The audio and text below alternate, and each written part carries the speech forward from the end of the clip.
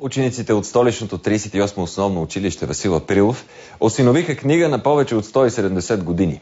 Нейн автор е именно възрожденецът, който основава в Габрово първото българско взаимно училище. Малките настойници на реликвията са събрали пари за нейната реставрация и обещават, че занапред ще пазят ценната книга.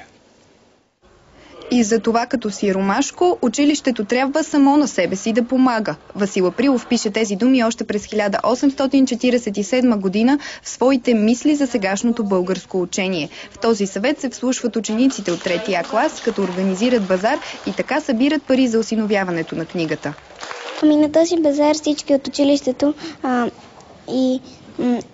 правеха нещо и там другите деца ги купуваха и така събрахме пари.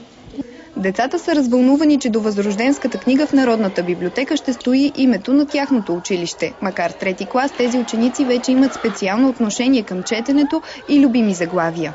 Специално на мен Хари Потър, Гордост и предразсъдъци. Гордост и предразсъдъци.